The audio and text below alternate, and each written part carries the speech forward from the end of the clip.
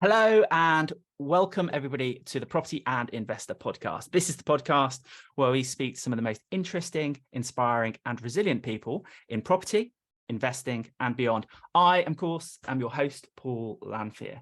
Now, listeners familiar with the podcast will know that my inner lawyer requires me to remind you that nothing in this podcast can be considered financial advice, legal advice, or indeed health advice, and you should always seek your own professional advice, which of course you know. Now, today's guest is one of my favorite authors. Full disclosure, let's get that out of the way immediately. We'll talk more about the books as we get into it, but today's guest is Andrew Craig. Now, Andrew studied economics and international politics at the University of Birmingham. He then took up a job in Washington, D.C. and worked on Capitol Hill, which is I'm keen to learn more of. Then he returned to the UK and he has worked in the finance sector and developed his own business, the Plain English Finance business, which we're going to talk about in due course, and has a particular interest in boutique life sciences. Now, during his, finance career, he has worked in senior management positions and he's brought all kinds of interesting business to the market, and he's appeared on numerous media platforms. Now, the reason for the invitation to the platform is that he is, in fact, the author of this book, How to Own the World. He's also produced a second book. We will talk about the second book. Full disclosure, this book is my most recommended book to everybody I meet on finance, and it is therefore with absolute delight that I introduce Andrew Craig to the podcast. Welcome, Andrew. Paul, I'm immensely flattered. It's a pretty tough act to follow when you make a statement like that. I hope that the next half an hour or whatever isn't enormously disappointing for everyone. But no, look, we were obviously talking just before you click record, and it's and I wrote that about 10 years ago, and it never gets old that people actually like it and enjoy it. And I'm not going to pretend that it's not really lovely when people say stuff like that. So thank you very much. Well, genuinely, it's an absolutely fantastic book. I say that it's the most highly recommended book. It's also the book that I have given out the most. I have literally chatted, we'll talk about this in due course, but I've literally been chatting to somebody. I've had it in my bag. I've been chatting to somebody about the book. They haven't quite been with me on the book, and I said, well, look, why don't you just take the book and read it? And then I'm going to get a nice message a couple of months later saying how much they enjoyed it. So there you go, Andrew. Thank you very much. Well, I was saying something the other day, whenever I see our publisher, people like you are immensely kind and driving unit sales of our book, which we're always immensely grateful for. But goodness me, whenever you look at if you sell a lot of books as a finance publisher, it's a very different number to if you sell a lot of books as a food publisher, like Nigella Lawson, yeah. Which is quite depressing and probably something we can come on to in terms of, financial literacy is so the poor relation of so many other things that people are more interested in. Anyway. Well, I think we will come on to that, because I think that's a crucial point and not to be missed, the levels of financial literacy which we face ourselves with, and why, therefore, we're having the challenges that we currently have. So traditionally in the podcast, I get people to kind of talk in this series of the podcast, particularly focused on telling a little bit of their origin stories. Let's follow the same format. I'm keen to do that. I think one of the things I think it's worth just kind of planting the seed with the podcast listeners at this stage is that you are an exceptionally busy man at this stage. You're taking a company through an initial public offering, which we're going to go into later, or at least touch across. So another point of gratitude is that you've been able to spare us the next sort of 60 minutes or so in a very busy and probably quite stressful period of time to record the podcast. So again, thank you for that. Now, let's do more than delighted to do that, and I really enjoy doing this stuff, and ultimately it's kind of my job as well, right? to talk about what we do. Cool. So give us the origin story then. So and maybe start a little bit earlier than you would normally anticipate. So like take us really back to the basics. Like, where were you at? Like, were you born? What did your parents do? Were they in finance? Is that where it all came from? And then talk us through the education process, coming into the workplace, and then bring us into the current day. Sure. Well, I tend to joke about the fact that Brits hate that question, like tell us about yourself. And then I always say that, and then I end up talking about myself for about 20 minutes. So I try not to do that too badly. But No, I was really lucky. My father worked for Shell, as it happens, actually on the agricultural side of the agricultural products and chemical side of the business, not the oil company.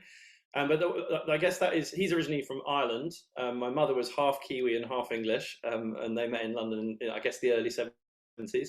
And I was very lucky because my dad, in working for Shell, he was posted abroad quite a lot. So I was an expat kid.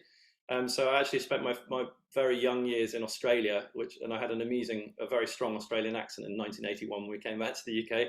My brother was born out there. And then over the years, he was posted to Kenya and Jordan in the Middle East during the first Gulf War. And I think that is important because it meant that I did go to a very nice boarding school, as did my brother and sister, because Shell in those days used to pay for that. I think as a sort of middle manager at Shell, my dad could never have afforded to send us to the schools that we went to, but because he was an expat, that was just the way the world worked back then. Airline pilots and government people who work for the Foreign Office, their kids all got to go to boarding schools. And that in itself, I guess, is quite an interesting upbringing because, your parents are thousands of miles away, crucially in the days before email and telephones. So you literally, you'd see your parents, or you'd send a letter and get one back a month later, and that's kind of the only interaction you have with your parents, which is kind of weird when you think about how amazing communication technology is now.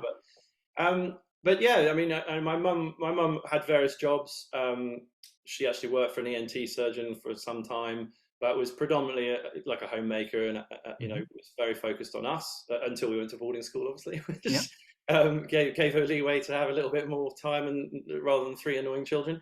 But yeah, and I went on. So I went to boarding school and then did my A-level standard thing, and went to Birmingham Uni to do economics and international politics, as you said. And I think the key genesis moment, or the most important inflection point for me, was when you mentioned Washington, because I was very lucky at uni, studying economics and politics. I had a couple of really inspiring professors, lecturers.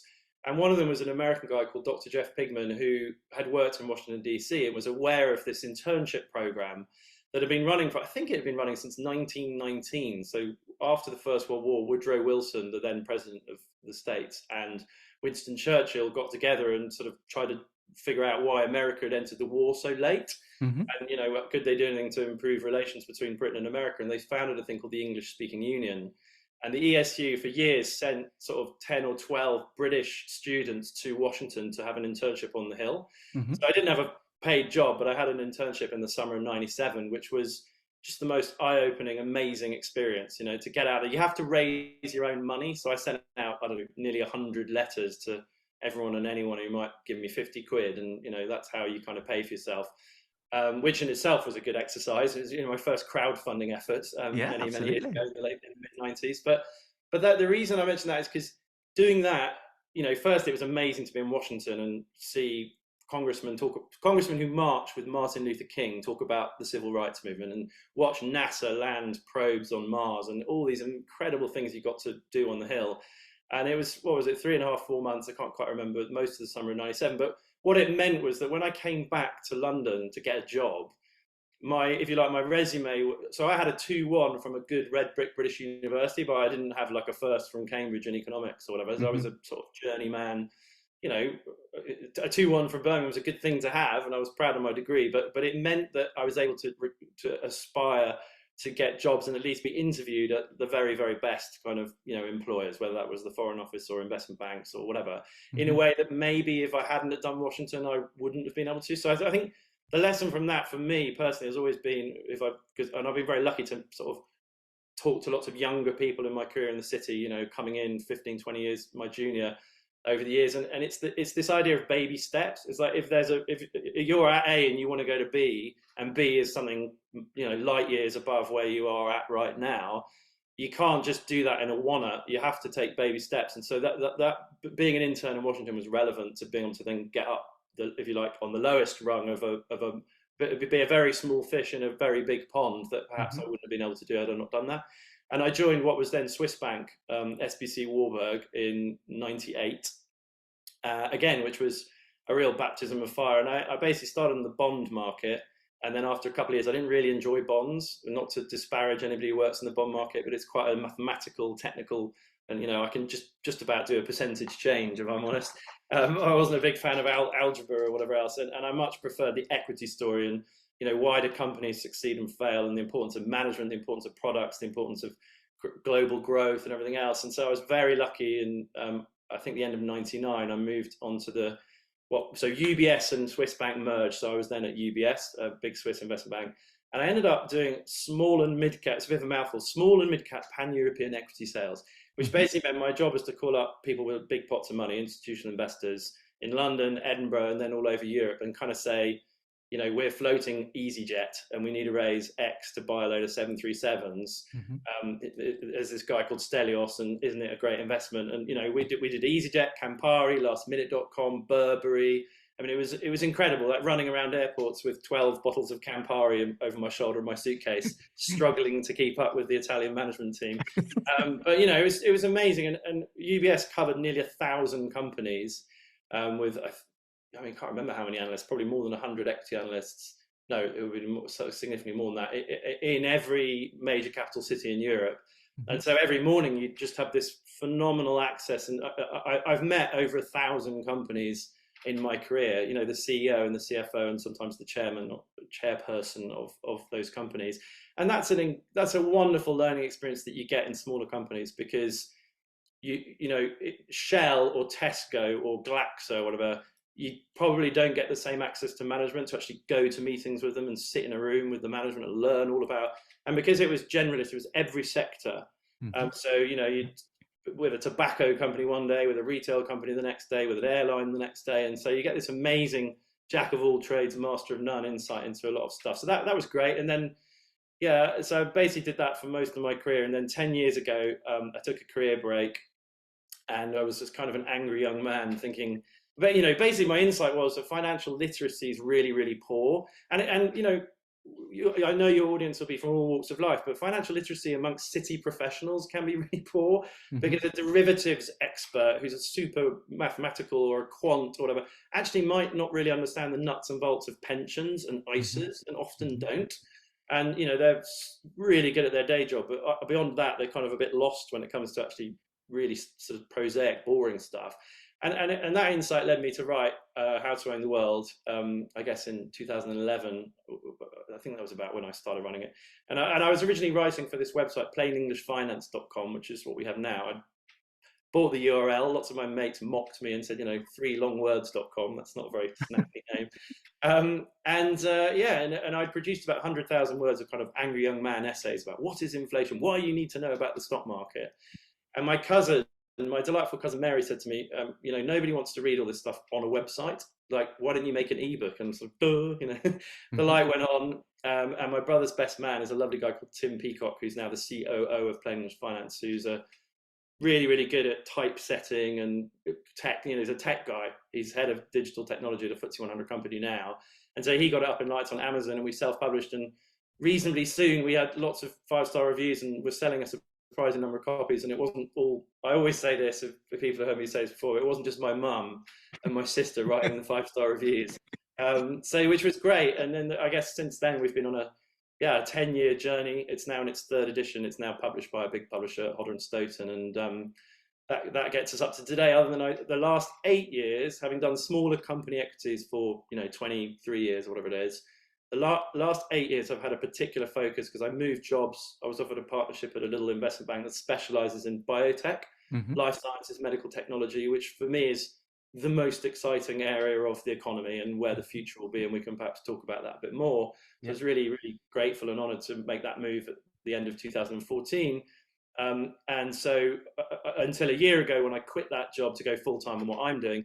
And part of the reason I did that is because I got a book. Sorry, this is a very long answer. No, this is good. This is good. Part of the reason I did that was because I got a book deal from our publisher, actually 2 book deal. One is that we're writing a teenager and young adult focused version of How to Own the World, which people have asked for, like teachers and university lecturers and grandparents and uncles and mothers and aunts, whatever, have all said, I'd love to be able to give a book to my 16-year-old that isn't quite as complicated. So we've wanted to do that for years. So we got a deal to do that. And then I got a deal to write this book called Our Future is Biotech. And what I'm trying to do, our whole shtick, if you like, is plain English finance. I'm trying to explain an incredibly exciting sector that's, I think, going to be completely world-changing in plain English. And so I've spent the last, it's pretty dark and tricky last 15 months at my desk, early every morning, blasting through. Well, there's all the source material on the floor, which extends further. But and I'm at 115,000 words, and have just submitted the manuscript to Hodder, the publisher, and really excited about that. I mean, like, it's a first draft, right? So probably only about, a lot of it's rubbish right now, but there's a big edit between now and when we publish it, hopefully in the first half of next year. But I'm really excited to get that book out, and I hope that, if people enjoyed How to Own the World, which is the big picture, why investment is important, why financial literacy is important. This is basically, the last century has been all about physics, automotive, aviation, shipping, transistors, internet, smartphones. The next century is going to be about biology and biotech. And the reason for that is because real economic value is created by solving human problems, right? Whether that's an iPhone or a shipping container or a building or whatever. And most of our remaining problems as a species, most of our really intractable problems are problems of biological systems. So most obviously that's curing cancer or any diabetes or whatever else. But actually it's all about environmental degradation, agricultural productivity, clean power generation, limits to processing power. And I think biotech's where the really exponential science is now. And I think that biotech's going to take the torch, if you like, pick up the torch handed on by Apple and Google and all those firms for the next century. So, God, yeah, sorry, that was a very, what was that? 15 minutes of pure nonsense. No. That's the journey. That's absolutely perfect. And that is exactly what we're looking for, is that kind of chronological download of how a person gets to a place. And I actually think it's really useful. Maybe it's just how my mind works, but I find that really helpful to get that kind of context. Because if you understand where someone's coming from, then what their current position makes a lot more sense. Well, and if I may, I think the other thing to say about the journey, slightly cheesy word, but is it's so iterative, and it's through luck rather than judgment, and it's that baby step point again. It's like, if you'd said to me 5 years ago that I'd be trying to float a company to invest in biotech companies, I would have thought there's no way, like, that's just madness. Or maybe 10 years ago, but it's, everything creeps up on you, and it's just like every day just trying to, there's that great idea of trying to get 1% better every week, or at least every month, or develop things 1%. And I'm incredibly fortunate to be where I am, and it's just the outcome of, I don't know how many 100 phone calls, how many 1,000 emails over the last 20 years that have got me here, rather than some grand plan that I hatched 30 years ago, that one day I'll be an author and I'll be doing this. It's just, that's what's happened. And what's interesting, and you do reference this in the book in a different context, that this is almost an illustration of compounding. So obviously you've used the word luck, which I'm not naive as if to say there's no luck on the face of the planet or anything like that, and there isn't, there aren't many benefits that we receive in that respect. But I think what your origin story also demonstrates is compounding. So I did a presentation. I was very honoured to be invited back to Birmingham Uni a few months ago to go and present to the student, or a group of students. And I've also done a few presentations to secondary schools, like big sixth form assemblies and stuff. And the presentation I give in those situations is called the compounding in finance and in life. Yeah, and it's exactly right, because it's like this gets quite right wing and libertarian, and I don't want to veer towards politics, but ultimately, if you get 1% better a month with your finances, obviously, but also with your life, and I mean, I'm sitting with all these books over my shoulder, but sometimes a 22-year-old will ask me, well, what's the single best thing I can do to get 1% better a month? And the answer is very simply, read books. Like, I mean, that's my, if you do nothing else, read books. They don't have to be finance books. They can be any inspiring books about business, or frankly, literate fiction will inspire you and lift you up. And but if you get 1% better in life, the imperative of the mathematical reality of compounding is that is the difference between over 10. If two friends leave uni at 20 and they're the same in terms of their habits and their reading habits and their work ethic and their health and their exercise habits, and one gets 1% better a month and the other just stays the same, by the time they're 30, you can sort of notice the difference. One's got a slightly better career. By the time they're 60, one is a multimillionaire and the other's probably not in a very good place. And actually what happens is a lot of people get 1% worse every year, right? Drink a bit too much and watch a bit too much TV. And I mean, again, I don't want to sound like an arse and a right-wing libertarian, but the front and center, that one of the key reasons for, and look, if you look at financial markets, you understand this intuitively more than most, Yeah. because once you understand compounding in financial markets and compounding its effect on wealth, Yeah. you can see why two people who are almost exactly the same in terms of education and talent and everything else, one is just a little bit better and works just a little bit harder and saves just a little bit more money.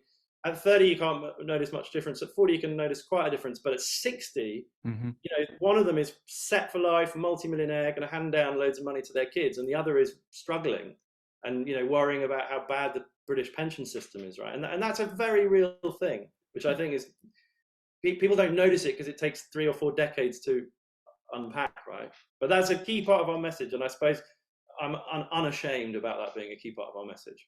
And I think you're rightly unashamed. I think compounding is one of the great miracles of the world. And I think, for the benefit of people listening to the podcast, just to put this in context, behind Andrew is a enormous bookshelf, and the books are not restricted just to the shelf. They're now littering his carpet as well, which is an indication. I need to tidy it up. All the investor Zooms that I'm probably going to be doing in the next 6 weeks, I think it probably shouldn't look quite as messy. There probably shouldn't be as many pictures that my 5-year-old or 4-year-old daughter, nearly 5. I would not be worried about that at all. And I think also, I'm quite visual. So I think for the listener of the podcast, one thing that is really worth looking at is compounding leads to exponential growth. And it's really fascinating to go and look at an exponential chart. So a nice, easy one to seek out that's easily available on Google and it's easily digestible is like birth rates. If it compounds at 1% extra, and you look at the chart, it looks like a hockey stick. And that is how compounding works. What's interesting about compounding is it's quite stealthy at the beginning. So, and that's true for all of us, isn't it? Like if you start, doing a bit more exercise and you're a bit more healthy and you do some meditation, you spend some good time with your family, you don't like necessarily wake up the next day and feel like a great human being. But if you do that for 15 years, you get a certain set of results. It's whatever the opposite of death by 1,000 cuts is, right? But I mean, I literally I've just written a section on compounding in Our Future is Biotech, and it's there's a wonderful guy called Peter Diamandis who's published some fantastic books. Runs Singularity University in the States. I think he may have been on the board of Tesla. He's kind of mates with Elon Musk, but he's one of those West Coast entrepreneurs. And he has a whole section at the beginning of his book about how the human brain is just not programmed to understand compounding. And a couple of examples, 30 steps, 30 linear steps will take you 30 feet or 30 yards or whatever a step is, depending on how big your stride is. Yeah. 30 exponential steps, where it's 1 yard, 2 yards, 4 yards, will take you 26 times around the world. And people can't consider, I think it's 26 times, it's that kind of order. Yeah. And the other one, there's a famous example of that from the sort of annals of management consultancy, which is called the lily pond example. And this is really relevant to environmental degradation, for example, because one of the big things that I unpack in Our Future is Biotech is that exponential problems have exponential solutions. And we can't see the exponential solutions yet because of this very fact that our brains can't handle exponentials. Take solar power or renewables, right? If renewables are 1% of power generation in the year 2000, and you think about the progression of renewable growth as a percentage of our energy generation as linear, 1, 2, 3, 4, 5, then you look out in the future and you think we're never going to do it in time and the world's screwed, and all that, the Greta Thunberg kind of thesis about the world. But it's not, it's exponential. So if it goes 1, 2, 4, 8, 16, 32, 64, then actually after 7 or 8 years, 100% of energy generation is from clean power.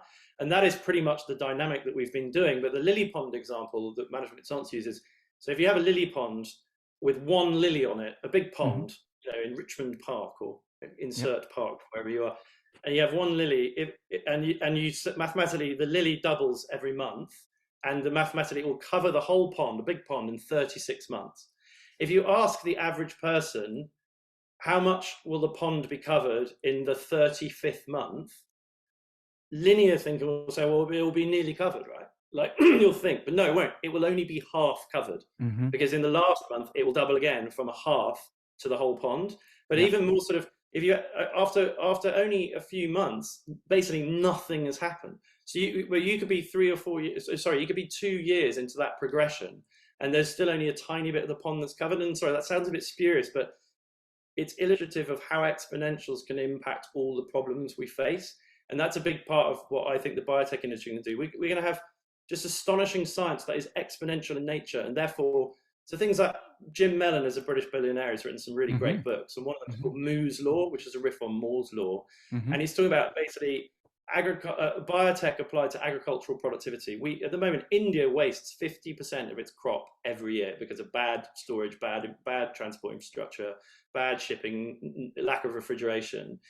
If we solve that with exponential technology, with biotech technologies, all the things that biotech could do in the agricultural sector, you could actually roll back deforestation globally by about 90+%.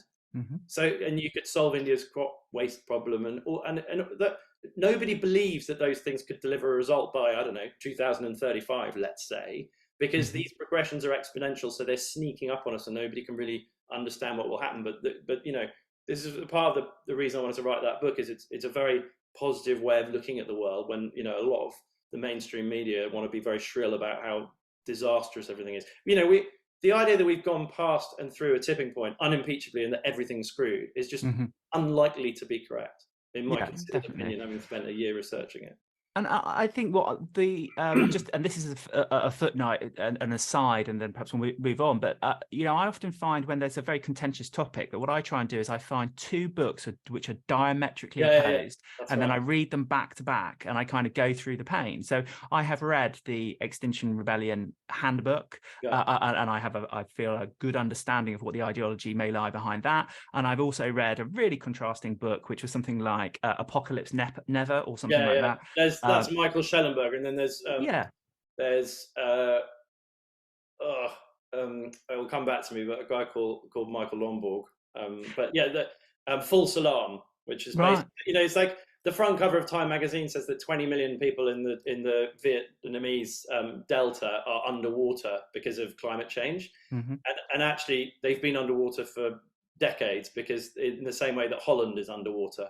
But it makes front-page news, and it's completely misrepresents the reality. And so, anyway, I don't want to go down the rabbit. It's not like I'm categorically not a climate change denier.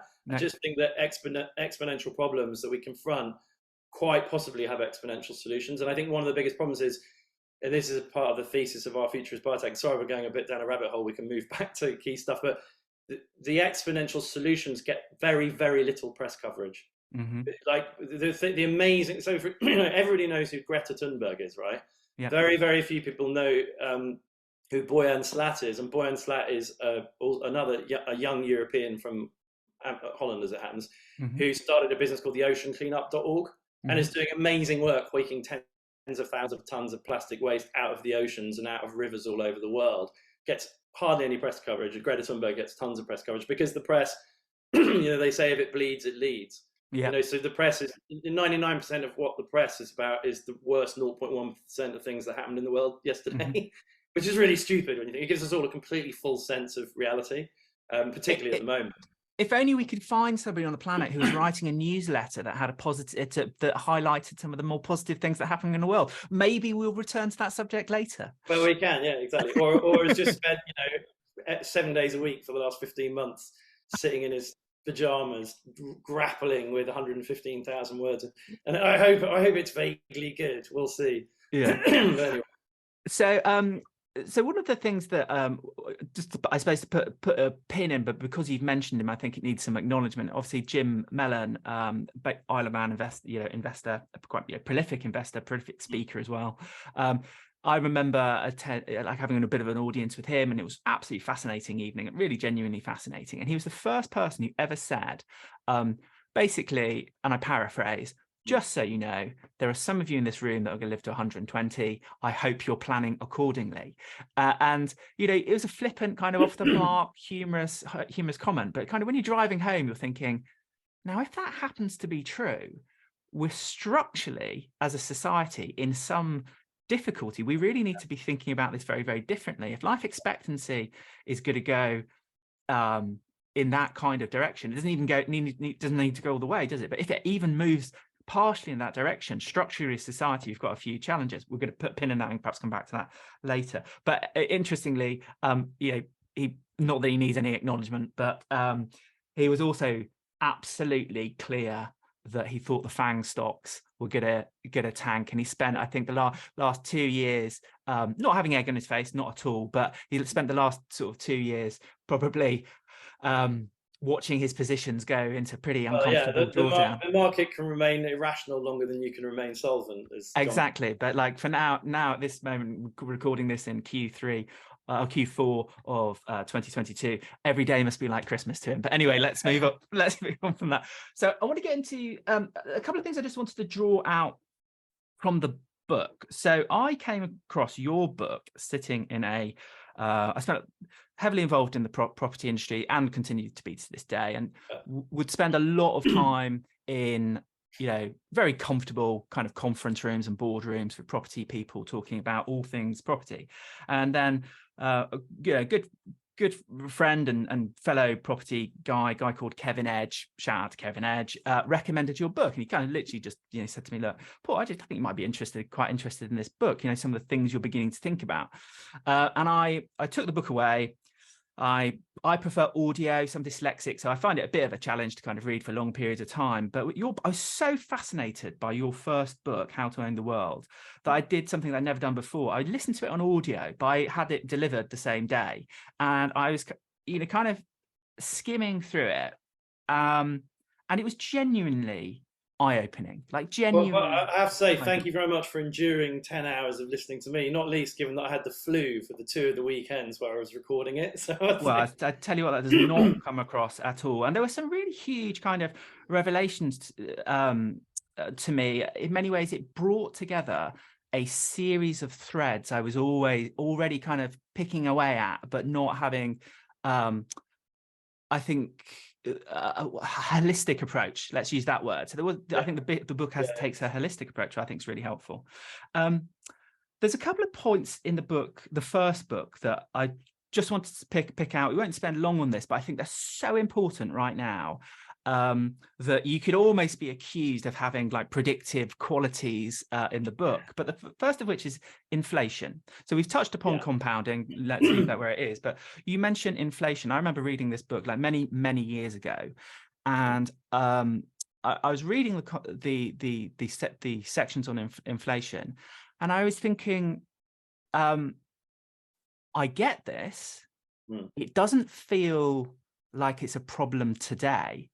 But the thing that really struck me, and this isn't intended as any kind of social commentary, and I don't want to go down any rabbit holes, but I reflected upon my own family's experience, which was that, you know, I was born in the 70s, and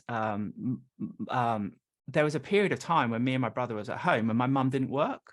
And it was like wonderful, like full disclosure, it was like brilliant having mum at home, let's be honest. Same, right?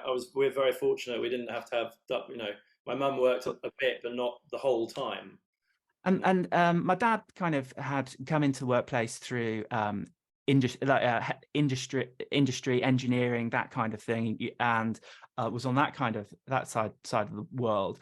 But he had, before we were born, he'd taken a teaching job. So like he was a teacher, you know, he was a teacher in a secondary school basically.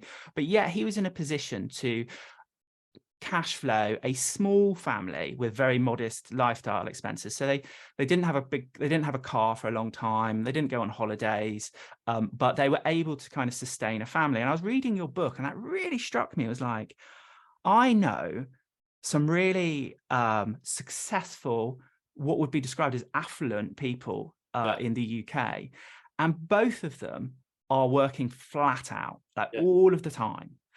And asking that question, reading your book and thinking, so what's happened between the 1970s and the 2000s that has led to this circumstance where, and I know we've had a lot of social change, and this, I'm not going to talk, like bringing up the social change or anything like that. It's just like, how can a family go from like one person in the family unit, basically sustaining a 2-child household, to now through all of this technology, through all of the development, through all of the fantastic progress we've seen in the world, and there's been loads of it. You look at death rates, you look at people killed in combat, like everything, we're seeing loads of progress. Empirically better, yeah, exactly. Yeah, and that can't be disputed in a way, like just look at the numbers. But yet, the experience of families is that you've got both members of a loving partnership working full-time jobs. To have if anything, not to have not as good a quality of life. So Even all the toys like Sky TV and iPhones and laptops and whatever else. Look, it's a huge question, and you're right. I mean, I've tried to treat it in some detail in the book, and it's ongoing, and it's we're in the middle of it, and who knows where it's going. But I think the simplest answer, and I always have this argument with my father, is very simple. It's excess demand. And when I say that, so when my dad bought a house in southwest London in 1984. Mhm. There were 4 billion people in the world, and there were no Russian or Chinese buyers in the London property market at all, because they're both full communist countries, with the only buyers of London property that were Chinese or Russian back then would have been the embassy, right, which is a few dozen properties in the middle of Knightsbridge or Mayfair or whatever. Mm-hmm. But there were no, there weren't people hoovering up houses in every suburban area of London and the home counties from China and Russia, which, by the way, there's been tons of in the last 20 years. Today, there are 8 billion people, or we're either very near to or through 8 billion people. So the world population's doubled. In Britain, and in most of, in countries that, however negative people want to be about Britain and rail against Britain, many people from many other countries want to come and live in Britain because of the rule of law. It's actually very civilized. It's safe. It's got, I was going to say it's got great weather. What I mean by that is we don't have hurricanes and earthquakes. And, it's a wonderful, wonderful polity that's existed for hundreds of years, has a hell of a lot to recommend it. And, whilst moaning Mr. and Mrs. whatever from wherever might constantly moan about the state of the country, people from 100 plus other countries in the world see Britain as a wonderful place to live, and America and Germany and Switzerland and Scandinavia and anywhere that's kind of civilized and peaceful and has a decent economy, right? And so if you've gone from 4 billion people in the world to 8 billion people in the world, and however many million of those additional 4 billion people are millionaires, multimillionaires, or even billionaires, so they have real economic power and they're very, very mobile, then you're now, so my dad and I argue about this all the time. He's like, well, your generation are all feckless and go to Pizza Express all the time and spend too much on, clothes and holidays. And, I never went to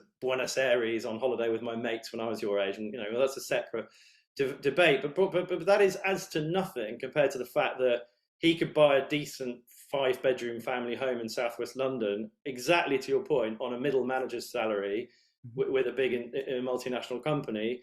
Whereas today, a partner at a law firm would just about afford that same house. Like private, I know private education is not relevant to more than about 10% of the population, if that, but the cost of private education, just as an exemplar of the point I'm making, because of all that global money, just a tidal wave of billions and billions and billions of dollars, pounds, Swiss francs, yen, whatever, coming into this. I'm talking about Britain specifically now, is excess demand. There is far more money competing for the same a pretty limited stock of housing, a limited stock of places at private schools, and a limited stock of everything else, agricultural land, cars, you name it, right? So that's the problem. And we have, whilst places like China or Singapore or wherever else have been on this fabulous upward trajectory of real wealth creation and real wealth generation. China's not perfect, let's be clear. We can perhaps go to that. Our relative position in Britain has been very poor over the last 50 or 60 years, mainly because of the terrible actions of our politicians. And by the way, I tar Labour and Tory politicians for the same brush. I think they're all as hopeless as each other, and I hope any of my friends who work in politics they listen to this. But the level of economic illiteracy exhibited by people like Liz Truss, and indeed by Gordon Brown, Labour and Tory, is just. And John Maynard Keynes said that not one man in a million understands inflation. That's probably a little bit punchy. There's probably more than 66 people in the country who understand inflation, but maybe not by much. Who really genuinely understand how inflation works and the torturing of the numbers that the officials on both sides of the Atlantic do to make it look lower than it actually really is in people's real world experience. And so, that's the answer. Well, why is it tougher today? Because it's far more competitive, and there are 4 billion more people in the world, and a lot of them have a lot of economic power, and they want to come and wield that economic power in the UK and compete with us for services. Now, that does not turn me into a jingoistic, what's it called? A gammon, not a ham. Oh, yeah. Gammon, who was like, foreigners out, that's not our reaction should not be that at all. because I believe that we should. I'm a libertarian basically, and I think free flow of people everywhere would be great, because Mm-hmm. if you've fallen in love with a developed world country and you want to retire there because it's inexpensive, you should freely be able to go there and live your life in paradise in Sri Lanka or Kerala or wherever it might, or Uruguay or wherever. Mm-hmm. And if you're a hard-working, dynamic person, I'm all about merit. You should be welcome to come and join our society and contribute, as long as you contribute. And I think the solution for us is to just be better at education, and is to focus more on wealth creation and focus more on real skills and technical skills, and for have a generation of kids who read and learn. And I think Britain's relative place in the world and the reason why everything's more expensive is a function of the fact that we had now we are veering very political here, but we had an empire dividend for 200 plus years. We went out in the world and used guns to make ourselves disproportionately wealthy. The Americans have been doing the same since the 1940s in a subtly different way, but basically in the same way. That's what hegemonic imperial powers do. And so on a per capita basis, we were wealthier than we probably should have been. And for the last 60 plus years, the rest of the world's been catching up, and actually probably based on merit. If you look at how hard kids that are, Singaporean or Malaysian kids who are sponsored by the government to come and study in British or American universities, how hard they work, how seriously they take it. Now, I'd like a level playing field where we don't all have to work as hard as that, because it's pretty unpalatable, and I don't think it's great for their society in some ways. But there's got to be the pendulum needs to swing a bit more back in the direction of focus on wealth creation. And I think, I don't know what to do about our politicians. My view on politics in Britain is I just try not to think about it as much as possible. They take more than half of our money every year, and they spend it incredibly badly, in my considered opinion, whether they're left wing or right wing or Labour, Tory, whatever. But the good news is we've never been more empowered with the 50% or so that's left over to do a good job for ourselves, particularly if you understand financial markets. I think that's the key vector. If you understand financial markets and you sort that out from a young age, then whatever happens in the world, cost of living crisis, whatever, should affect you a great deal less than it affects people who never understand cost of living, never understand financial markets. And as a quick example of that, by the way, there's a brilliant book called The Millionaire Next Door, which basically empirically shows that the majority of millionaires in America are just normal people who do what I'm talking about, and with tons of evidence. And at the other end of the spectrum are Boris Becker, Karen Millen, Sarah Ferguson. The 80% of NFL football players are bankrupt within a few years of leaving the NFL, even though on average they earn $750,000 a year. It's about financial literacy, and that's why we're on a mission, because I see financial literacy as a sort of silver bullet. It's a vector by which, if people acquire financial literacy, it's really good for them as individuals and for their kids and their dependents and everyone else. But actually, far more than that, far more importantly than that, it's really good for society, because there's more capital to invest in innovative businesses and create, everybody who sorts stuff out and learns about this. If we had a million more financial literate people, properly financially literate people in this country, a lot of our problems would go away. Truly. And so, sorry, I'm properly on my soapbox now, but I actually, I believe my nonsense. I genuinely think I find it utterly tragic that, even sort of middle-class people with great degrees who are, in inverted commas, intelligent, working in professional jobs, they hear the word equities or bonds, and they just put their fingers in there and go, la, la, la, la, la, la, and then they wake up in their late 40s and realise what a difficult situation they're in for the rest of their lives with pensions. To your point about living to 120, particularly, right? And so there's a particular point I want to kind of draw out there, and I'm not seeking to ask this in a particularly provocative way, but when I was in legal practice, I would come across things, in cases, and I'd get really excited. I'd run into my boss's office and I'd be like, I found the smoking gun. And I was in my 20s, a young lawyer, and he would just kind of sit me down. He would calm me down. He would say, look, Paul, most of the things that happen in life are cock up, not conspiracy. 100%. And it's like what what you think is a smoking that gun is probably more evidence that the other side are incompetent than they are involved in a conspiracy. But I do want to hover over this in terms of the inflation piece, because reading your book all those years ago, I understood it conceptually from my own experience. But like, let's be completely honest. Here we are in the final kind of stretch of 2022, and we are seeing inflation doing its absolute worst. Well, not its absolute worst. Let's be honest. It's not Weimar yet, but it's come home to roost. The actions of the yeah. last 50 years has come home to roost for sure. Yeah. So I suppose my question in that is a quick question around government then. You know, is it that government is incompetent and doesn't understand the way that money works, and is simply naive and wishes to do its best for the people by providing them with whatever they wish, you know, in exchange for votes, for example? Yeah. Or is it the fact that it is a more considered strategic decision to have inflation running at a certain percentage so as to diminish their responsibility for their debt, and effectively transfer it onto the people? So what are your thoughts on that? Well, yeah, I mean, it's one of the hot potatoes I love engaging with is this idea of them and they are making us, they have their foot on the back of our neck, and that, you know, there's some bunch of rich Tories who all shoot partridges and pheasants at the weekend and then get together in their, you know, old Buffington clubs and St James's and scheme and plot about how to ruin everybody's lives and be very rich.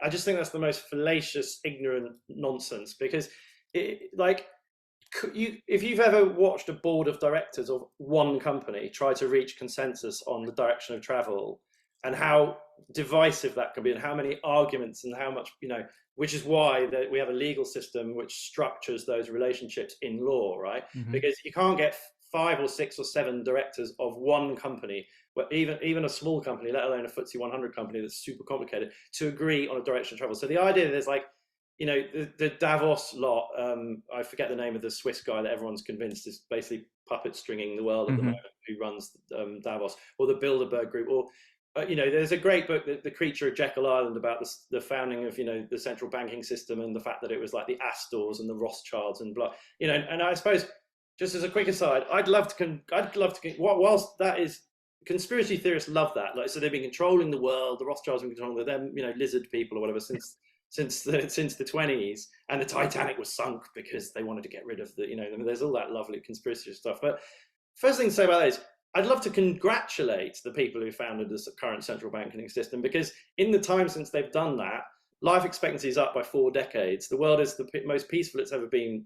Air travel is, you know, people can travel, people can have holidays, there are beach bars, there are sports teams, there's, you know, the world is immeasurably better today than it was 100 years ago when the central banking systems were founded. And that is in large part to do with capital markets, central banking, fractional reserve banking. It's because of that we have airlines and, you know, big ships and big buildings and sports teams and all this lovely stuff we had that somebody in 1900 didn't have. You know, life expectancy in 1909 in Britain, when we first introduced the pension system, was 47.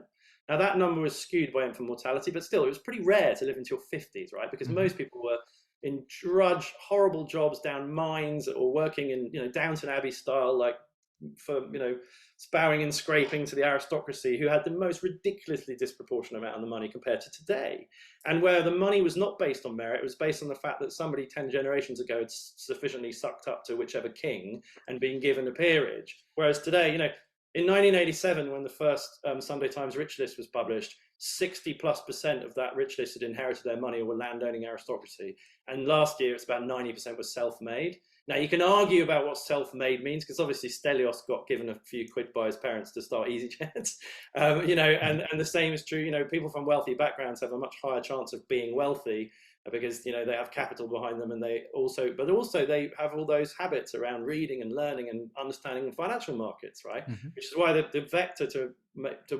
democratize that is to spread all this information much more widely across the population. But no, I think, to your point, there's no big global conspiracy theory of the, you know, imagine the idea of the Chinese regime, the Japanese regime, the Americans, every European regime, all collaborating together to kind of rig and control and create inflation. It's not that. It's just that it's what, you know, Winston Churchill said, that democracy is the worst form of government ever invented, apart from all of the other ones, right? And you know, democracy, we have a short electoral cycle where politicians have learned in the last 50 years since Nixon took America off the gold standard that they can invent money out of thin air, and they're only around for 5 years, and they only care about being around for 5 years, which is utterly insidious. So they do all this stuff that's terrible, and it's been compounding now for 50 years. Bad decision after bad decision after bad decision, printing money like it's going out of fashion, socializing the profits and privatizing profits, and socializing failure and debts, like in the global financial crisis. And you couple that to a population where, to go to the John Maynard Keynes quote, not one man in a million understands inflation. I always argue that. So Thomas Piketty wrote Capital in the 21st Century and talks about how divisive it is and everything else. But I think the bit he misses is kind of merit. It's like, if you actually argue that the 1% of the richest 1% of people in the world are not scheming, they're not all collaborating in their lizard skins to work out how to do down the rest of the other 99%. They just haven't learned about financial markets and wealth creation and creating companies, right? So the richest 1% of people in the world, there are still people who've inherited money, but broadly, the richest 1% of people in the world are simply the most financially literate 1% of people in the world, because of what we said earlier about compounding. If you are 1% better than the next person for the whole of your life, you will end up with a hell of a lot more money because of the power of compounding. And if you work 1% harder than the next person, isn't there, shouldn't that end up being the case? It's not the fault of the person who's done that they end up disproportionately wealthy because of the mathematical imperative of compounding. So merit is a really important thing in this discussion. And I'm sounding horribly right-wing libertarian, but I think the empowering thing is there is a solution, which is just that more people are financially literate. And unfortunately, the problem we've got ourselves in is because successive generations of politicians, Democrats and Republicans in the States, Tory and Labour in the UK, and the same all over the world, are fundamentally financially illiterate and have printed money. And and then you have people like Stephanie Kelton wrote that book about modern monetary theory, and it's just astonishing that anybody can credit those thoughts, that you can just print money with impunity and just invent money out of thin air. Because, and we always do this when I do speaking events, if the amount of stuff in the world is one, call it, if all the stuff in the world, agricultural crops, oil, is gold, buildings, whatever, just call it one, and the amount of money in the world is one, the price is one, right? If the amount of the money of the world is two, and the amount of stuff in the world hasn't grown, and now the price is two. And broadly, that is what has happened in the last 50 years, right? And the rest, right? Why was a house 500 quid in the early 70s in certain neighbourhoods of London, and now it's £500,000? It's, there's been a real increase in the value of property for sure, but there's a huge role played by inflation. Because if a pint of beer was 10p and a pint of beer is now 4 quid, then has your house really gone up in real wealth? That's a separate discussion, which I unpack in the book. But it's that real inflation, and it's this there are people in Congress and in Parliament who are listening to economists to tell them what they want to hear, like MMT, like just print. You can print money, it won't have any impact, and that's coming home to roost because it's just nonsense. And I said to somebody not that long ago, I'll see your economic theory and raise you my economic history, right? Because anybody who studied Zimbabwe or Argentina or Brazil or Weimar Germany, or if you've looked at 200 years of economic history, you know that you cannot invent money out of thin air without what is happening now happening. And it's a tragedy that a very significant percentage of our politicians haven't studied that economic history from where I'm sitting. God, this has become a very political podcast. No, but this is good stuff.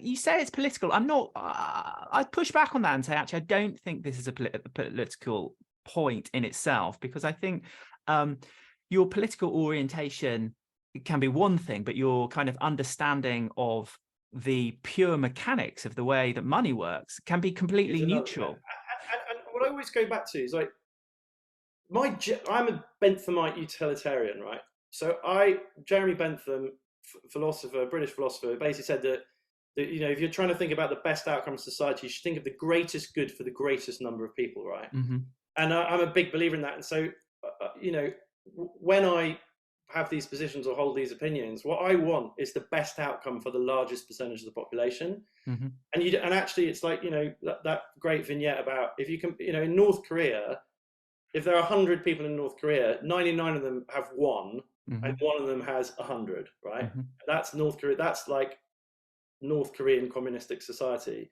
And in the West, if you have 100 people, 85 of them have 20, and then 3 or 4 have 500, and then 1 or 2 have 10 million. Mm-hmm. So we Elon Musk or Bill Gates or Jeff Bezos, but because of that, 85 people have 20 instead of 1. Mm-hmm. And I think we miss that a lot when we sort of juxtapose, how you might run a society. And if you total up North Korea's 100 people and the 99 ones and the 100, Mm-hmm. that's a tiny, tiny, tiny fraction of what happens if you total up what I just said about Western democracies, right? Mm-hmm. Mm-hmm. And so in terms of aggregate benthemite good for the largest percentage of society, it's clearly better to run it the way we run it. Mm-hmm. But the missing, and if I may, so I often talk about being in a race between Mad Max and Star Trek. Okay. Right? So in the next few years, we're either going to go to a dystopian, the world is cracked and screwed and climate change and global warming, or actually there's a really good chance we're going to have a Star Trek situation where everybody's good looking and wealthy and lives in a lovely sort of, modern tower block and floats around on skimmers and, all that good stuff. Yeah. And I think there's a very good chance we're on a trajectory to Star Trek. And the solution to our inflation predicament is actually very simply real wealth creation. Because we've created, to my 1 and 2 example earlier, so okay, we've created like 5 currency units for 1 unit of stuff. The solution is if we can create 5 units of stuff, then it all comes out in the wash. And the government aren't going to do that. But the people who are going to do it are entrepreneurs working in artificial intelligence, revolutionizing agricultural productivity, curing cancer, robotics for elderly care. I mean, there is so much extraordinary technological innovation coming down the pipe. Very little of it gets the oxygen of proper press attention because we're too busy worrying about Ukraine and the cost of living crisis. And if you read New Scientist or Wired, or it's in on page 35 of a newspaper, not on pages 1, 2, 3, 4, or 5. Yeah. And my hope and belief is, and we're trying to be part of this in a small way, that technology is going to ride into the rescue, and it will create real wealth, and it will, because ultimately technology and the economy is about refashioning the periodic table for our benefit as a species without destroying the planet. And the smarter we get at doing that, like we build buildings more effectively, they can heat themselves and air condition themselves with solar panels. We start being able to, planes can be twice as efficient in terms of fuel consumption. Farms, India stops wasting 50% of its agricultural crop every year to rubbish infrastructure. These are all problems that people are on the case trying to solve. And I think we will solve them, and I think that will solve the problem. But for the time being, there's going to be a really unpleasant period of dislocation, just like what happens every century. And let's just hope it's not like a 1914, 1918, or 1939, 1945 period of dislocation. But I don't think it will be, simply because I have Japanese mates and German mates, right? And I don't, World War I posters, propaganda posters, told people up and down the land that Germans ate babies. Let's go and fight in the trenches against the evil Hun because they eat babies. And I mean, in this incredibly networked world, I hope that conflict will only ever be regional. I mean, Yemen is awful, Ukraine is awful, no question.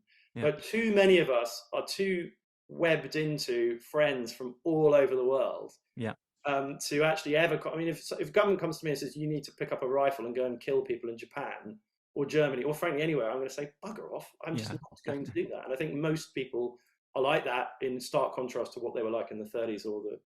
So sorry, God, that was another. No, this is good. Very long I think also to like speak up for, I think a camp which is not being given the best press at the moment. If you look at, I suspect we're both Gen X. I think millennials and those that follow, which are Gen Z, I think have been given a very, very unfair run in the media at the moment. They are being painted in a really pejorative, negative way. Whereas, when you look at I think in life, often you have to look at your first-hand experience. I know young people who are going into the STEM subjects, science, technology, engineering, maths. Like these young people are literally going to brilliant. save the planet. They're I think so clever. They're calm. They're rational. they drink less. They drink less. They Yeah, take fewer drugs than our cohort did. You know, I mean, yeah, seriously, like they're yeah. much healthier. They're upset. I mean, maybe we laugh at the fact they all want to have tattoos and be in the gym and take selfies of themselves all the time, but at least they're much healthier and less decrepit than our generation are, or they were. But I think that's right. I think the trouble is, it goes back to my point earlier. The press focuses 99% of its attention on the 1% of bad news stories. Yeah. So it's not newsworthy to say here's a really hardworking, well-educated millennial who's doing a great job. It's much better to say here's a lazy, feckless millennial who's and that gets much more attention because that's how we're programmed as human beings. Mm-hmm. I think that's valid, but I do think one of the more insidious things I see quite a lot on social media is this idea that they've never had it so bad. Mm-hmm. Like house prices are really high, inflation's really high, it's really rubbish, it's so hard being a 28-year-old. It's actually in every generation there's been challenges for that generation. Mm-hmm. If you want to start a business today, you've never had it so good. You've got untold, free email platforms or inexpensive ones. You can research. I've just researched a book for the last year, and if I'd done that 10 years ago, I couldn't have done it the way I did it, sitting in front of my computer, getting any piece of information, any data point I could possibly think of, like almost instantaneously. Like it's actually never been easier in history to assemble Maslow's hierarchy of needs, like warmth, shelter, whatever. It's just that we're telling ourselves a really, really negative story. And this idea that you need to become a crypto investor because everything's rubbish and house prices are, no, you need to own the world. You need to learn about equities. You need to learn about all asset classes. And actually, this isn't that different to the early 70s. And there's elements of that I kind of want to transition us to now, but almost sticking with this theme then. And this is a specific example, but I think it's one that I think is worth just kind of focusing in on. And I suppose I'm actually also genuinely asking for your input into this because I didn't have a very elegant response. So as I think I've mentioned to you, like your book, How to Own the World, which now in its third edition, I have recommended to all, in so many different contexts. So obviously I meet a lot of property people. They come to the property breakfast, which I host, and it's kind of, it's a great shorthand. It makes my life easy basically, because you've written the book. So I point them all to the book. It saves me, it abridges time for me. Yeah. But I come across a couple of challenges. I'll just mention one in passing, which we won't need to dwell on, which is when I talk to kind of property people about it, and I talk about the book, and I say, look, maybe we should open our eyes, and maybe we should think about owning a wider variety of assets, particularly because the world is an ever-changing place, nothing is certain, and all the rest of it. And very often, I've got specific feedback. It's Paul, investing in equities is just gambling. You need to just stop that now, and you need to just focus on your property. And then when talked about other elements of what I put in the speculation pile of investment, which I think there's a place for any portfolio once you've got the broader base and you're managing your risk. And I'm told, well, look, that all sounds very risky to me, Paul. And I've never had the answer, I don't think, to that question. Okay, well, so I mean, so the first answer you've already said is it's just fundamentally unsound and unbalanced to only be in one asset class. And the lesson of history, I mean, that it's so wrong to say that equities are incredibly risky and property is incredibly reliable. That's just the lesson of history is that's just not true. British property went sideways from 1900 to 1965. Sideways for 65 years, right? And a large part of the nominal increase in value in the last 50 years is because of America coming off the gold standard in 71. And the nominal increase in value, not the real increase in value. The real increase in value is my point about 8 billion people versus 4 billion people, and the impact that's had on Britain, which is tidal waves of billions and billions and billions of global cash. Because I missed this actually before, but if you think about, X £100 billion pouring into central London prime property, it's tempting to say, well, that just affects like Knightsbridge, Mayfair, Notting Hill, whatever, doesn't affect the rest of the country. Of course it does, because the elderly couple who bought a house for 700 grand in South Kensington in 1992 have just sold it for 18 million quid to a Russian oligarch, and their 3 kids are just going to get wedged with 5 million quid each. and they go out to Clapham or whatever, and I'm talking about very London centric now, and can buy a £3.5 million house for cash and still have 1.5 million left over. And then the teacher or the black cab driver who lived in that house then goes down to Kent or down to, and so that this huge cascade of capital out of London. But that is, it's hard to know how long and how durable that thing is. But the simple fact is, it could unwind, it could change. Who knows what situation we're in now? And the idea that equities is just fundamentally risky is completely fallacious, right? And the way you mitigate, so from 1872, from the 1st of January 1872 to the 31st of December 2021, the S&P has delivered 9.23% annualized. Okay, from 1872 to 2021. Now, the problem with equities is they're volatile. So every now and then there's a big sell-off. We all know it. 99, 2000, 07, 08, 09, possibly now, the early 70s, the late 70s, whatever.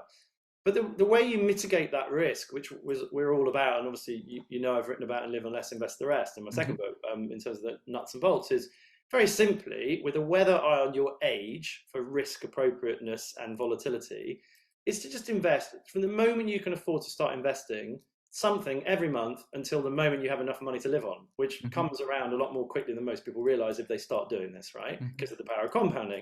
And if you invest in equities every year from the time you're 25 or 30 until the time you're 55 or 60, you have an extremely high chance of getting quite close to those 9% returns, possibly even doing better than those 9% returns. Smaller companies have averaged more than 15% per annum since 1955 in the UK.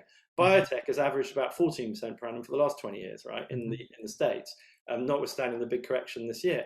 So equities are a fundamental part of your toolkit, but you just have to do it right. You have to do it with structure. You have to do it knowingly. You have to do it regularly. And to my point earlier, so we talk about this idea of 100 minus your age. If you're and apologies to any of your audience who've heard me say this on how many dozen other podcasts I've said it, but I'll say it again. If you're 30 and you've been investing the way we suggest, all assets, all major regions, and definitely including equities, not just property, and you've got 10 grand in your equity bit, your sort of ISA investing bit that's largely in the market, whatever that is, FTSE, S&P, whatever. And there is a 07, 08, 09, 99, 2000 kind of big correction of 50. So the S&P fell 56% between March 07 and March 09. So just call it halves, right? So you're 10 grand, you're 30 years old, you've worked, you haven't ever earned a particularly large amount of money, but you've managed to save a bit, 25 quid a month, 50 quid a month for a few years, and you've had nice compounding equity returns, and you've got 10 grand in your ISA account. Great job, well done. And there's a 50% correction. Now you've got 5 grand. Pretty annoying, but anybody who's fully got their eyes wide open and knows what they're doing shouldn't be put off by that, because that's just equity volatility, and they're 30 and they've got another 25 or 30 years before retirement to benefit from the returns, and they should remain largely in equities, because that's you can have a lot more risk. Because if you're 60 and you've got £1 million in your SIP or your SAS and your ISA accounts, and you've spent a lifetime of doing what we advocate people do, investing, holding equities, having a good balanced portfolio, but now you're 60. If you've got all of your money in equities at 60 and there's the same 50% pull down, you've gone from $1 million to $500,000. Those are two very, very different scenarios, right? With two very different impacts, but it's the same market correction of 50%. But because of it's all about your life cycle and your age and stage. And there's a very easy and elegant way of thinking about that, which is we call 100 minus your age, which is that you just subtract your age from 100, and it gives you the percentage you could have in relatively aggressive stuff and the percentage you can have in relatively defensive stuff. So if you're 30, you can have 70% of your, all other things being equal, for the investing bit, for your journey up to hopefully having £1 million by the time you're 50 or whatever. If you can have 70% in the market and 30% in defensive stuff, whether that's gold or a multi-asset fund or a bond or whatever, or cash. And if you're 70, you better have 70% in defensive stuff and 30% in aggressive stuff. And those are not fixed in stone, but it's just a really elegant, broad brush way of thinking about how to do this. And if you do that, then you shouldn't be scared of equities. You should be excited about the fact that they can do certain areas of equities, can do 12, 14, 16% returns. And that's really helpful if you're doing a little bit of your ISA or your pension every month for years, as long as you have a weather eye on that volatility. But if you are just property, I mean, property's real returns are something like a quarter of small cap equities real returns for the last 60, 70 years. Mm-hmm. And over a lifetime, if you're making 4x the returns compounded, it's quite a big, it's why there are quite a lot of wealthy people who invest in equities as well as wealthy people. Now, of course, property you can borrow, which is a really important consideration, as long as you get it right. As long as you don't have negative equity and gear yourself up to the hilt when interest rates are 2% and then find that not long thereafter they're at 5%. Which is what may be unfolding right now. And obviously for people listening to the podcast, they can delve into this first book, How to Own the World. And it's really laid out for you in those terms. And you're also generous enough to kind of give ideas about portfolio allocation as well, which I think people often find quite challenging, but you explain it in a very elegant way. The final question just on this book, I do want to touch on the live on less and invest the rest, because there's a couple of points I want to draw out of that as well. But sure. So I recommended this to a really your first book to an really old school friend of whom I am very fond. So I'm keen, really, really liked them at school and keen to help. And she said, I recommended the book, and then she came back to me entirely in good faith, right? Entirely in good faith. And she said, look, Paul, what is the point in me reading an investment book? I don't have anything to invest. And these are not her circumstances, but I'm going to make them up because I want to respect her privacy. Of course. She works she's a manager of a coffee shop. She's on like 25k a year. She's renting, and she doesn't have a surplus at the end of the month. And her kind of old school friend telling her to read an investment book is falling on deaf ears, because it's like, look, Paul, you're a nice guy and everything, I get it, but why are you going to send me the book? Why am I going to bother reading this book? And I didn't have a response to that. I kind of left a little bit with my tail between my legs, thinking, I don't know really what to say now. The response is necessarily really harsh, right? Because there are a couple of things to say.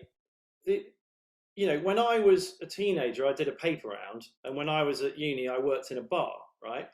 And there's if you were in a life phase, because investment's all about life cycle and the phases of your life, right? Mm-hmm.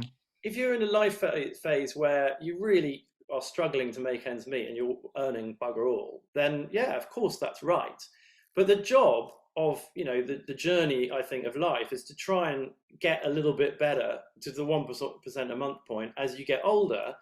And whatever it is you do now, there are plenty of jobs if you're still doing them in your 40s and 50s and 60s and they're not very well paid, that's tricky. Although a lot of those jobs are public sector. For example, teachers get much better pensions than anybody in the private. To get a teacher's pension or an NHS pension in the private sector is a huge amount of investment, which I think a lot of people who work in the public sector don't quite appreciate, just how much somebody in the private sector has to do to keep up with them in terms of the pensions they'll get. Mm-hmm. But it's, I always go back to the sort of archetypal Buddhist monk with an orange robe and a wooden bowl, right? They have nothing. They have literally nothing economically, right? Mm-hmm. Their whole shtick is that they go and beg for rice in the village every day, and they literally have no possessions, nothing, but they're still able to live a good life. And I think part of the problem we have in the West is we've calibrated our expectations of what the base level requirements are really high, because ultimately all you need is warmth, food, shelter, and the love of your loved ones, right? Mm-hmm. And this is where it sounds really harsh, but anybody in that situation, if they really take a good long look at, firstly, their trajectory in life, and can they earn more in the future and eventually get to a point that might be true of her today, but 15 years from now, can she save 100 quid a month? Hopefully. And if you think that way, it's more likely that you're going to get there, right? And we always say, if you do it from 40 till 60 or 30, preferably 30 till 60, but it takes everyone a few years to sort themselves out. And the other thing to say is a small amount of money makes a massive amount of difference.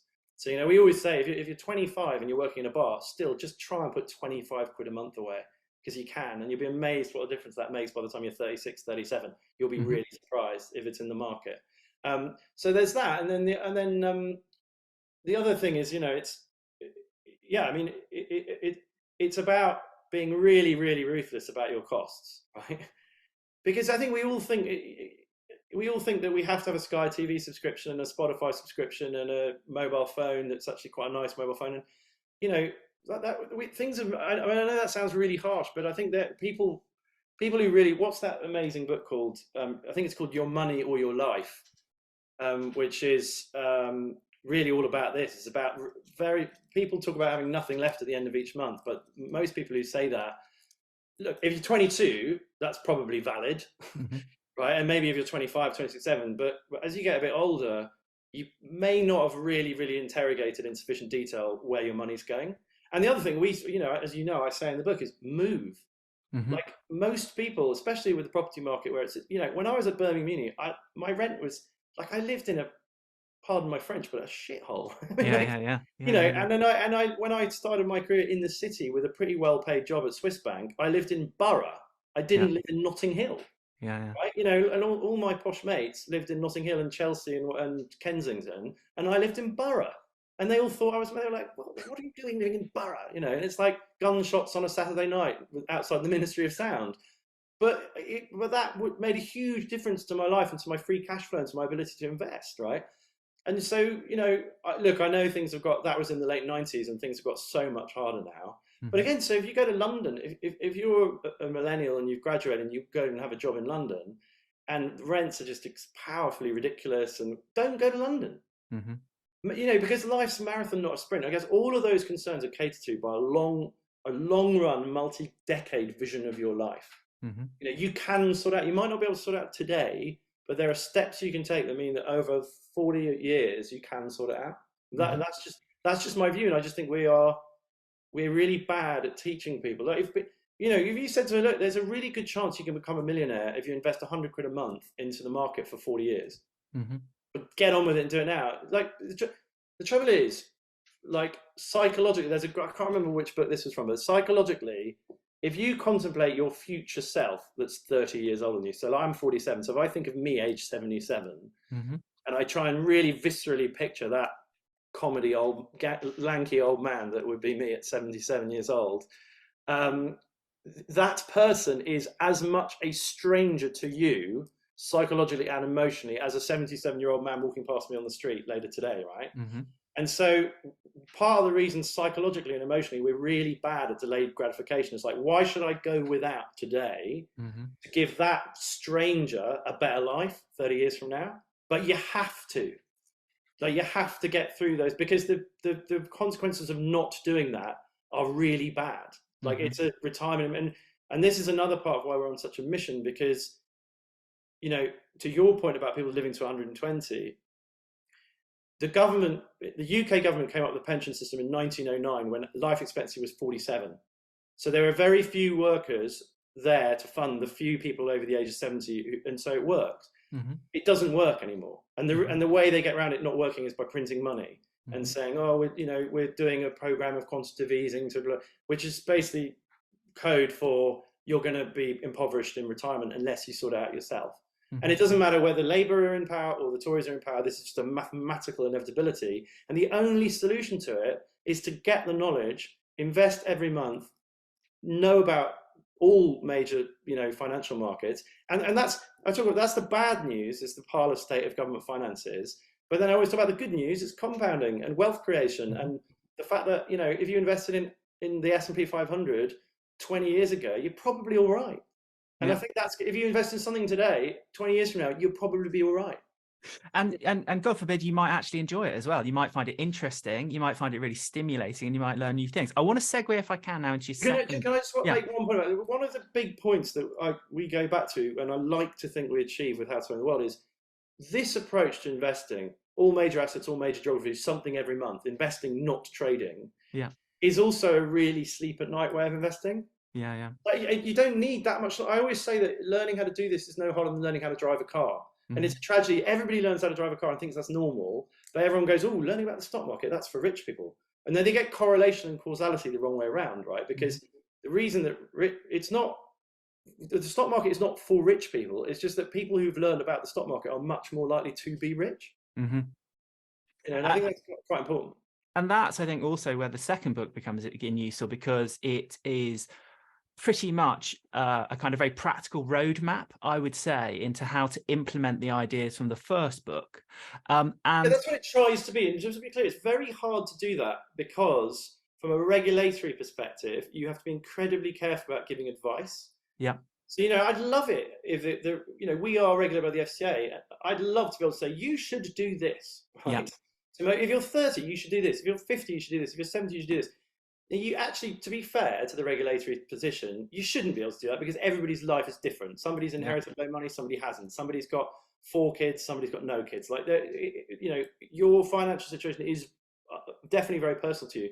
But there are a load of kind of universal truths, like the power of compounding, like global diversified investment, that basically have a 2-century track record of working over time. mm-hmm. And I always say it's like 90% admin and 10% asset selection. As long as you do something, as long as you get the admin sorted in your late 20s or early 30s and just do something sensible for 20 years, you will be much, much, much better off than people who don't do that something. Mm-hmm. So it's all about the admin. So sorry, I was interrupting you. No. One of the a really beautiful one thing I think that was one of the threads I just wanted to pull a little bit on is, so for example, in the property space, you will sometimes see on social media what is really a social media engagement question. So really somebody's trying to build their audience. Yeah. So they will post a question like, oh, I've got 20,000. Yeah, should I put it in exactly. crypto, which is such a spurious thing to do. And then obviously they get like 1 million comments, and no doubt they get 1 million private messages saying, I've got the best thing to invest in the world, come and invest it with me. But what you do, I think, really helpfully in the book is to say, and I'm paraphrasing, and I'm obviously going to butcher this, is like, I can't tell you what to invest in because there are all of these regulatory frameworks I need to comply with. I'd have to sit down with you for 2 hours. I'd have to ask you 1 million questions, some of which are very, very personal, around your health, around your psychological welfare, about, how many dependents you have. Like, I can't give you the one fits all. And I obviously have personal experience of this when, COVID, like a lot of people in the property industry, in the trades, if you like, the guys with the vans, the women with the vans, fit boilers and all the rest of it, they were reaching out to me post COVID saying, I've worked all through COVID, not had a single day off, I've worked compliantly, but I now got £100,000 in the bank. What should I do? What should I do? And my response is always the same, that is not a question I'm even willing to go through with you, but like, look at these 2 books and try and come to the breakfast and we can talk through it very generically. But I think that's the challenge, which I think you deal with really well in the book, that you're pretty clear about that. It's like, it's really kind of you say, because one of our biggest challenges is there's this cognitive dissonance. There's people who don't know anything about the regulation of financial advice in the UK. This happens several times a month, every month, and has done for years. Somebody will get in touch, say something incredibly kind about the book. Oh, your book changed my life. My wife wanted me to send you an email to thank you. Which is heartwarming and fabulous. And then they'll give me chapter and verse on who they are, where they're from, how much they earn, what their kids are doing, how much their kids have cost them, and say, right, now, should I invest in should I invest in and then when I reply saying I'm not permitted in law to give you personal financial advice, to do that we'd have to have a formal contractual relationship. I'd have to sit down with you, I have to go through that long questionnaire, your attitude to risk, your earnings, your debt levels, your mortgage, your everything. People get really shirty. People are like, oh, well, you're just one of those city wankers, if I'm allowed to swear. I'll click the box that says explicit. Sorry about that. But is that explicit? I think Americans don't know what that word means, so it's not that explicit anyway. But the people don't, people don't understand just the limitations and exactly the point you just made. It is really important to have a weather on your personal circumstances and your own personal attitudes to risk. Somebody who's incredibly talented programmer and can just make money from a laptop sitting on a beach whenever they want, should have a completely different attitude to their investments than somebody who's a bit at risk in their job and doesn't really like it and doesn't know what else they're going to do and doesn't earn very much money. Those two, this person could be all in, into crypto, and this person probably shouldn't be. Sadly, a lot of these people are into crypto, right? And then the final point I wanted to touch on in the second book, which I, again, highly recommend people to read. I would personally, I would say, do read them in order. I actually think it makes more sense to read them in order. Thank you. And this is the second one we describe as a workbook, because Okay. it's not, it is attempting to just give as much as we can, whether we're in the regulatory position and not being able to give personal financial advice, just to give people a nuts and bolts way of actually taking action. And this isn't intended to be a provocative question. It is asked in good faith. Is that, somebody who maybe had read your book a few years ago might have said, do you know what, I'm going to just, having considered their own individual circumstances and all the rest of it, decides, well, actually, do you know what, I'm just going to buy an S&P 500 tracker index fund, very low cost, from obviously one of the well-known providers, and I'm just going to dollar cost average in for the rest of my life and happy days. And then all seems well in the world, and then maybe they stumble across, for example, Ray Dalio's work, and they go, oh right, okay, so the world seems to be changing. There changing is this world order. yeah, exactly. And it's like, is it still a smart decision for me to be dollar cost averaging into the S&P 500? When I'm reading, Andrew Craig's books, and he's actually saying, I need to own the whole world. I need to find as a minimum, find a diversified fund and, buy it every month. So what's your kind of take on that now, in this terms of, the world has changed. Like, let's not be naive. Is it time for people to kind of pause the S&P 500 tracker? So there are a couple of things to say about that, which I say in Live on Less, Invest the Rest, as you probably know. I mean, so the first thing is, so the S&P 500, yes, it's 500 companies, but a very, very large percentage of their earnings and revenues come from outside of the United States. Mm-hmm. Obviously, whether it's Microsoft or Apple or whoever, a ton of their revenues come from outside the States. So the S&P 500 is an American index, but it's also a proxy on a hell of a lot of global growth that's outside of America. Mm-hmm. And then the second thing says, and I explicitly treat this in Live on Less, Invest the Rest, is that could be right, because we've had let's say basically from the end of the Second World War, we've had how many decades that is, 8 decades of American exceptionalism, right? America being the hegemonic power, having assumed the mantle from Britain in the first half of the 20th century. And American exceptionalism has driven basically the S&P has outperformed the FTSE by a couple of percent a year for the last century or so, and Europe as well, right? Now, is the next century going to be characterized by American exceptionalism? Will the next raft of Apples and Microsofts and whatever and Googles come from Brazil, or hopefully maybe Switzerland or Sweden or China or whatever? And then there's a simple way around that, which is what we say, is if you feel that way, the easiest thing to do is, instead of buying the S&P 500 every month inexpensively with a tracker, you just buy the MSCI World. Mm-hmm. The MSCI World has the 1,600 largest companies in the world from all major developed geographies. And then there's a thing called the MSCI All World, which is a bit harder to buy, which has, off the top of my head, something like 3,000 companies in it, which includes, Brazil and India and China and everything else. So, these are options, and they're as readily available and simple to implement as the S&P 500. And I think probably, so at the moment, candidly, I'm not eating my own cooking at the moment. I have for the whole of my life, but all of my money is now kind of on black for my own, to fund my life while I'm not paying myself and doing these crazy things I'm doing and putting loads of money at risk trying to be entrepreneurial. So I'm actually not buying the S&P or the MSCI at the moment each month, which I have done in the past and other things. But if I, assuming, everything works out and I'm back to doing the investing as I have done since my early 20s, the way I advocate, which I assure you I will, I probably will go for the MSCI World for that bit of what I'm doing rather than the S&P 500 for those reasons.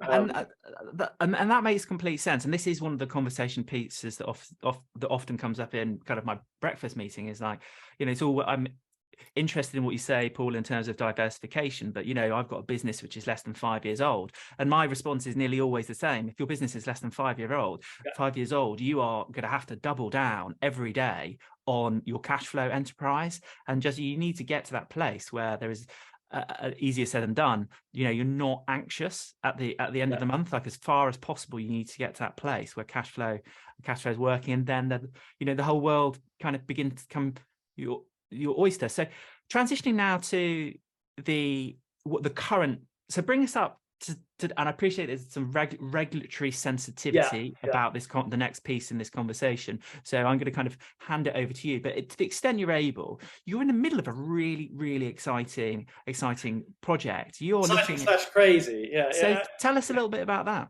So it must be about 16 months now. We've been working towards floating a company on the London Stock Exchange, like a full, it'll be one of whatever it is, 1,300 companies listed on London, like Shell or Tesco or whatever else, which is an investment company. I'm not even sure. I think I can say so. It's called the Conviction Life Sciences Company. Yeah. But we're hoping to be able to publish the prospectus, which is basically where you get the regulatory sign-off from the stock exchange and the FCA. Hopefully in the next few days. We're targeting later this week. Possibly it'll slip into early next week. And until that is published, which is the full, 100 and whatever page legal document with all the risk factors, these are all the risks and all the details of why we believe in it. I have to be very careful about what I say, so I categorically can't be seen to be selling it. Yep. But basically, it's it's an incredible honor. We've worked really hard on it. What I think I can say is, it was kind of again through luck rather than judgment, or through demand pull rather than supply push. My original plan when I quit my job over a year ago was to write this book, Our Future is Biotech, and I was going to publish a great big kind of PDF saying, look, this is my belief about the biotech industry and how much value it could create, and then basically give that away for free to our audience, many thousands of people we have in our email audience, and say, look, here's the model portfolio. If you're interested in this, if you like it, it will cost X a month to get my monthly update that says, which is a standard equity newsletter business. And, so that if company A announces they've had a positive clinical trial, that will be in the newsletter each month. If we were wrong on company B, we're going to sell it, we're going to tell everyone. And, that had its own regulatory problems around it. But that was the plan, because, if you get like 3,000 people paying you a tenner a month or whatever that might be, that's, that's to your point earlier about getting your business to a point where you can sustain yourself, that would have been there or thereabouts. And so I was super excited about that. And then I went in to see a bunch of my old clients from my last job, and they said, how come you've quit your job? What are you doing? And I said, well, I'm writing this book. And because, they think their basic default position would be, you're mad. How can you possibly be leaving this job? And loads of lovely relationships with people I really liked in that job, and particularly my clients. And a couple of them who are, dare I say, reasonably serious people who are looking after quite large pots of money, listens to me, and they're quite a lot older than me as well, right? So sort of pat on the head, young man, and sort of went, well, why don't you actually try and launch, try and float a company, to have an investment company to do that properly, rather than having a newsletter, go and get money and invest in those companies. So 16 months, how many thousand emails and 100 meetings and phone calls and whatever later, it's been it's one of those things where if somebody had told me what was going to be involved like 16 months ago, I definitely wouldn't have done it.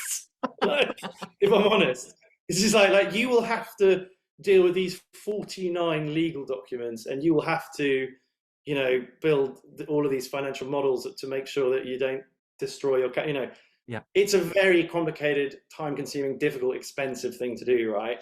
But it's like so many things, death by 1,000 cuts. Like, every day you just get up, and we're now. There was a really lovely article in the Financial Times about it earlier this week, we're teetering on the brink of launching it, and it will literally be a dream come true. Time, if assuming that we succeed. We have to raise between 50 and 100 million pounds between now and the middle of December, and we've obviously been warming up a lot of pretty sensible people, and it will be available hopefully on Hargreaves and Interactive Investor and AJ Bell and everything. But let's be clear, I have to say, capital at risk. It's notionally a high risk product. People have to look at all the particulars and really make sure that it's not to the point about it's all about your own personal circumstances, anything like this. But yeah, so I think I must leave it there. But super excited.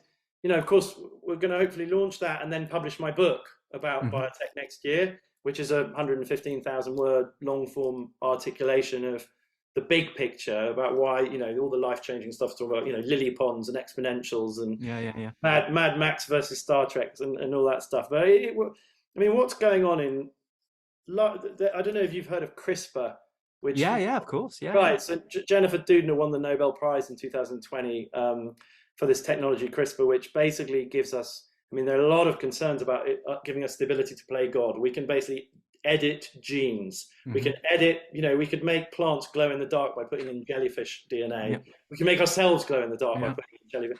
I mean, science fact is increasingly looking like what science fiction was only literally 3 or 4 years ago. It's absolutely crazy, the rate of change.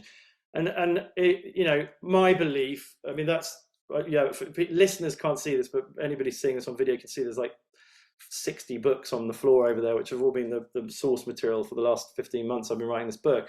But, you know, everything I read is just so exciting that we are on the coal face of doing a bunch of really, really magnificent things for humanity, I think, because of this technology.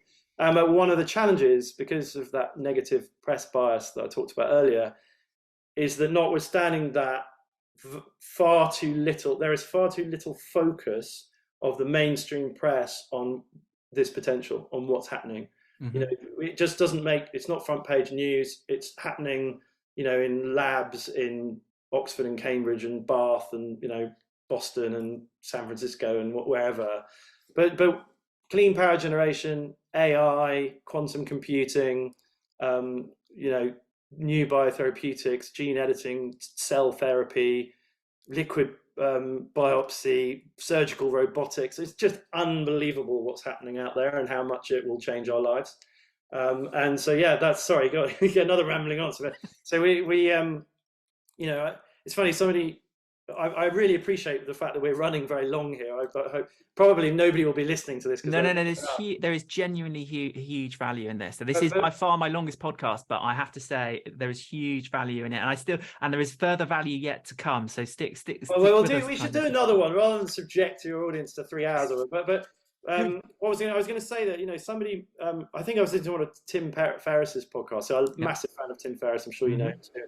I think I'm such a geek. I've listened to all of his podcasts. I tend to wake up at 4 a.m. and doze through and out. So I probably haven't listened to them. They've gone in subconsciously. But somebody was making the point that if you're trying to interrogate whether you're doing the right thing with your life, like if you're very stressed, you've got loads of work on, and, you know, are you on the right track? Do you need to make a big change? There are 2 kind of questions to ask yourself. I really, really love this smugly because it gives the right answers for me. Right. Go on then. Give us these 2 questions. The 2 questions are: if you remember what you really, really wanted to do when you grow up, when you were like 10 or 11 or 12 years old, like not 6 or 7 because you want to be an astronaut or a fireman, right? But you know, 10, 11, 12, when you were starting to get sort of vaguely sentient and thoughtful. And my answer to that question is categorically, I wanted to be a writer. Right. Like I remember being 10 and writing these terrible science fiction, fantasy books, you know, on my mum's typewriter, my dad's rubbish IBM computer. But and I really I dreamt of being a writer, and so that's kind of what I'm doing. I can't claim to be making a living out of it, but at least I'm doing it. And then the other one is, if somebody gave you $1 billion with no strings, just literally tomorrow, there is $1 billion. What would you do? Like after you've bought all the toys and, you know, which, you know, if I'm honest, I probably wouldn't buy that. I'd buy a few toys, but I wouldn't be like herring around the world. No. You know, that stat is 70% of lottery winners are bankrupt within 5 years. They go back to zero, basically. Because they don't have any of the edifice of knowledge about financial markets. If I had $1 billion tomorrow that somebody just gave me to go and change the world, I would want to revolutionize the funding of innovative life sciences companies outside of the United States. And so I sort of take a pause, take a step back and go, well, that's actually what I'm doing. Or, you know, sadly not with $1 billion, but you know, even in a small way. And that's just, I thought that was a really nice, instructive way of looking at the world in the dark moments. I think they are 2 very, very powerful questions. Right. So let's transition to just 2 more quick fire questions for you then. Yeah. So the first of which is, and we ask everybody on the podcast this, which is like, give us a life lesson. So if you think back over your life to date, and you think about, you know, both the good and bad events that happen, pick one out it does not need to be the worst in the world or anything like that. And then share with us the lesson from it. Now, just for a bit of clarity on that, obviously when a life event happens to any of us, there's the story around the event, and then there's the lesson. And like normally it's important that we hear the details of the story, but just for the purposes of the podcast, give it to us like, is it like a real like thumbnail sketch? Yeah. But what we really want to focus on is like, what can I and the people listening to this podcast take away from this life lesson? So give us a life lesson. Okay, so that's a huge question. Goodness me, there's so much we could delve into. But if there was one lesson that's consistently been durable, and I hope, because I'm not there yet, right? I need to get the business to being robustly profitable so I can pay myself rather than living off my savings, which is my investments, what I'm doing at the moment. But like robustly profitable. But there's a good chance I'll do that. But it's having the courage to quit a well-paid job. So twice over the year. So you have this. We are all brought up. I call it the middle class curse. Particularly if you're from a certain background, your parents were reasonably successful business people or whatever, and you come from a nice mollycoddle middle class thing, and that's great, and you had a good education, loving family, and all the benefits that you are lucky enough to have. But what it means is, the number of people who become lawyers who absolutely want to die inside because they're a lawyer, right? Or a recruitment consultant where they're now making 100 grand a year being a recruiter. They hate every single minute of it, right? And there are a lot of people in financial services like that, and but there's this sort of nefarious or there's this sort of listening to the West Coast VC community of like, you should just do what you love, man. Like, there are a lot of things wrong with that, because it's really, really hard to work out what it is you love, particularly when you're 22, let alone 32 or even 42. But I think there are now 3 times now I'm 47 years old, and 3 times since I started work when I was 22, I've walked into an office in a job that was really a bloody good job, that I was incredibly lucky to be doing, and actually quite satisfying as well as quite highly paid, and handed in my notice and said, I got to follow the madness between my ears and go and try and do this thing. And every time I've done that, loads of my peers and family members would be like, what the hell are you doing? And it's very, very hard, and it's scary, and you have to have saved. The crucial thing, I was able to do that because I'd invested and saved, and I had ballast to tide me over for a couple of years if I didn't earn any money. And each time you have this fallacious idea that if you step off the gravy train, if you step off the magic roundabout, you will never get back in. And everybody in the city or in law or wants you to think that way. Like because everybody would love to do that, right? Everybody would love to. I'll take a career break and go and try and be a house DJ, or or write screenplays, or whatever it is. But in my own personal experience, the first 2 times I did that, I had a crack for a couple of years, didn't quite get there, and had to slightly tail between my legs, go back to a job.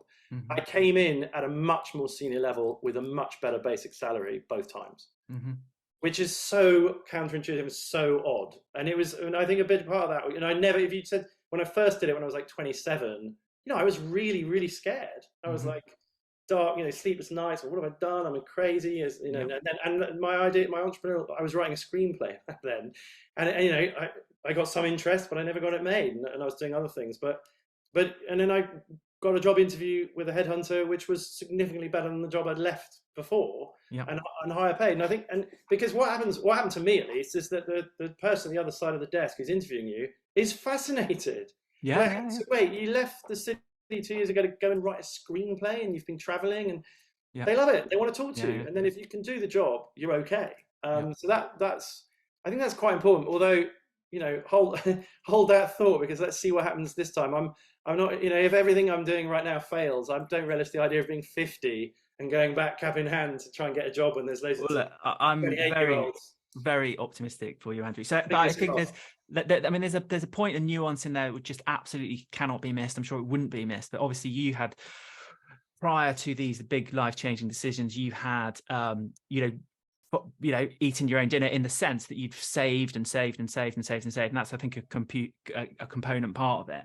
I've had that very shared experience as well. So I've had the experience of sat in a number of offices, at least three or four, and I've had to sit down with the boss and say, look, I just want to go and do this other thing. And, I've had like a real contrast. I've had, I've had like 3 solid different responses. The first is, Paul, what are you doing? You're about to throw away the greatest career. You're doing really well. We need you here. I know it's hard, but there's a way forwards for you in the business and all the rest of it. I've equally had, a slightly bullying response, which I make no complaint of. Is what it is. Whereas, basically, you're going to ruin your life. You can't do this. Don't you know? Like really being put under quite a bit of psychological pressure not to do it. Absolutely. But my favorite one was getting the call from the actual chief exec saying, so he resigned this morning. I was like, yeah. And he goes, well, look, what on earth are you doing? And I told him what I was going to do, and obviously property related. And he was actually just really sweet about it. He said, do you know what, Paul? I get it. You want to go on your own adventure.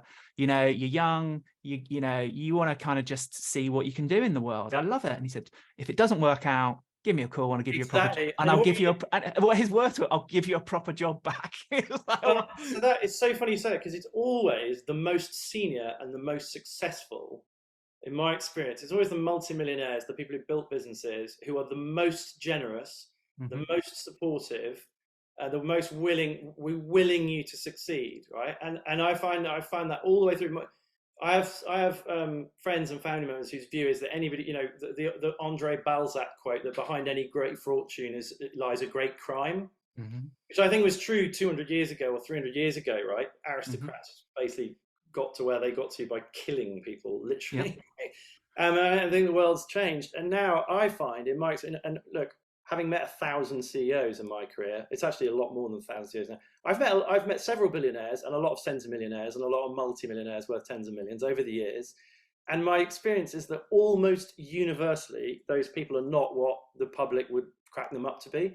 They are generous with their time. They are, it's like this argument about, tax the rich. Elon Musk is, rich people don't lie around like Smorg the dragon on just, ingots and gemstones and piles of gold, right? Doing nothing once they become rich. What they do is use their wealth as a vector to do the things that they're passionate about. And in Elon Musk's case, obviously, whether you like it or not, it's electric cars and, going to Mars and whatever else. And in other, there are much more prosaic things that entrepreneurs are doing. But I think it's really important because I think too few people have exposure to people like that. And my own personal experience is that they're very generous individuals. They very rarely pull up the drawbridge after them. They do the opposite. They want to mentor, they want to bring on, they want to help, they want to fund, they want to invest in people coming along behind. So yeah, that's my rambling point about your experience with the CEO, but that's absolutely been my experience. And I think, we want to be a little bit less eat the rich once you've had that experience, at least, anyway. Absolutely. Now, obviously, you're in the thick of it right now. So this question, I don't know how competent you feel to answer this final question, which is obviously health is wealth. I know it sounds like a bit of a cliche, but it is actually true. If we want to get anywhere, we need to kind of take care of the machine that allows us to do that. Obviously, you're right in the thick of it, no doubt, having to put the hard hours in under a degree of, sufficient degree of stress to make it, impactful. But,